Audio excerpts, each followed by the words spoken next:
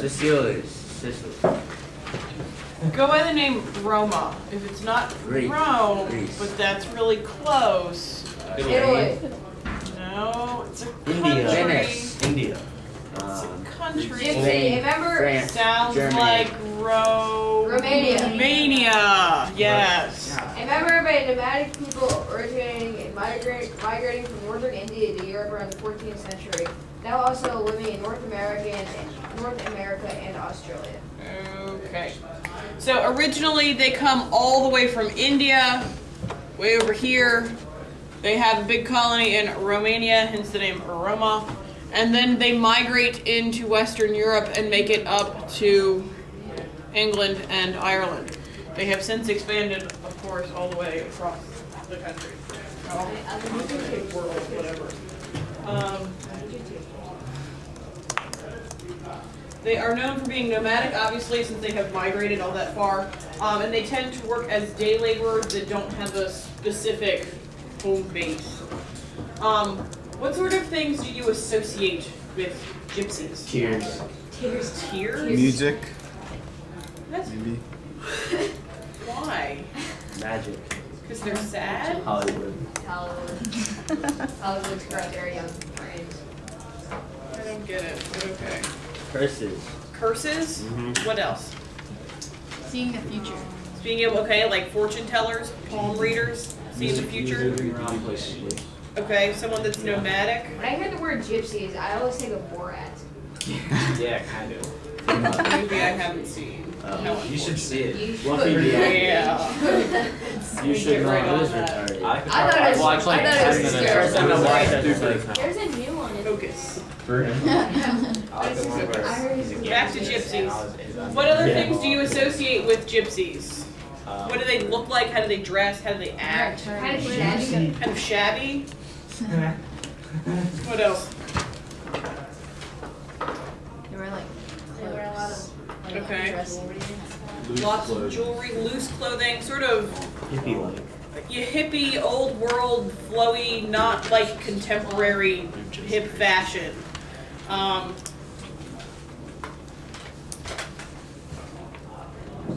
We have, I don't know, I've seen a number of gypsies in my day.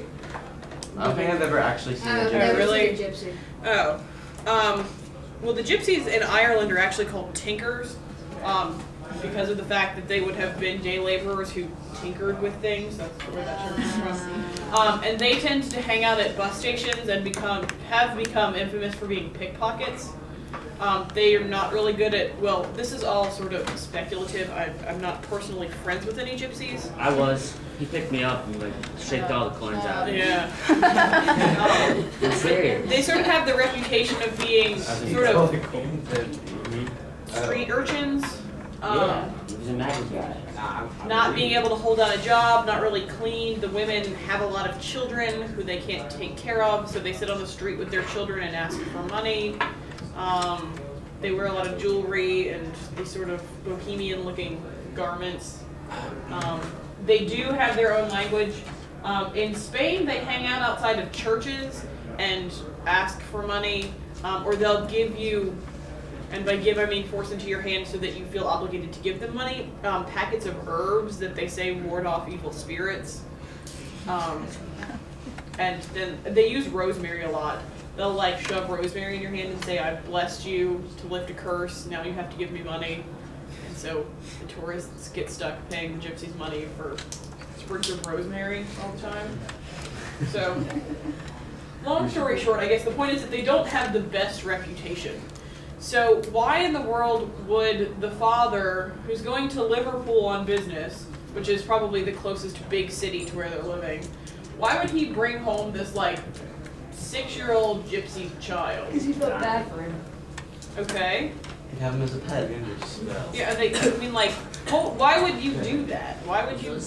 I mean, like, who goes to a city and picks up a child off the street and is like, oh, let me take you home with me? My aunt I've had a baby cat, before. not a child. Did you take it home with you and raise it as your son?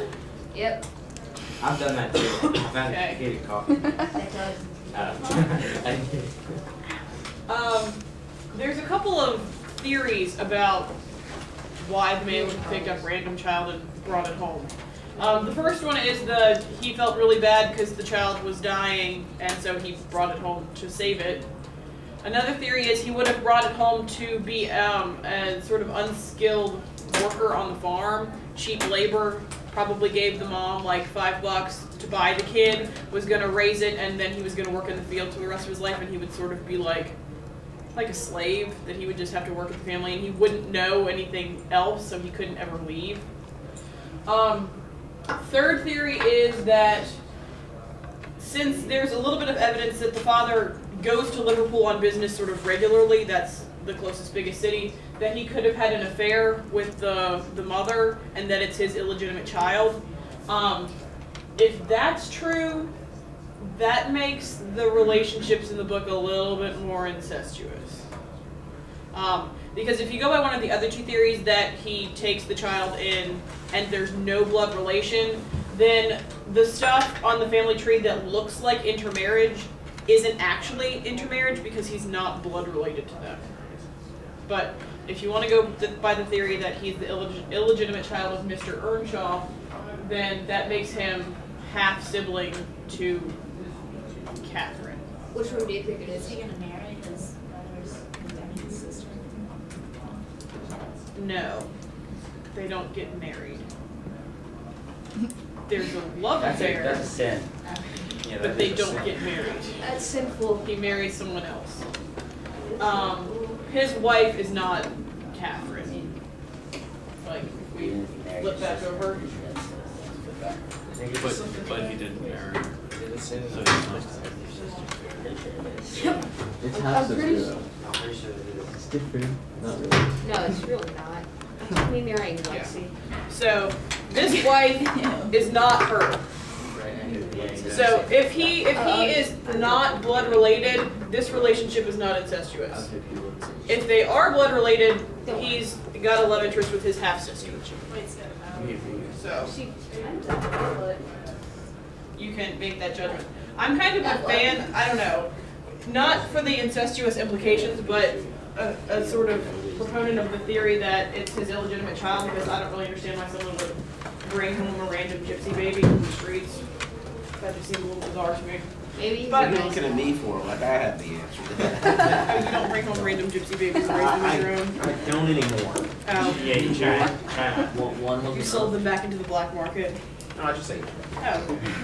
Alright, Jonathan Swift. Why do you sell them to pop and get bachelor babies? Why sell them to you guys when I can just cook them up myself? Yeah. It is gross, Mr. O'Reilly. Thanks for bringing me back to reality.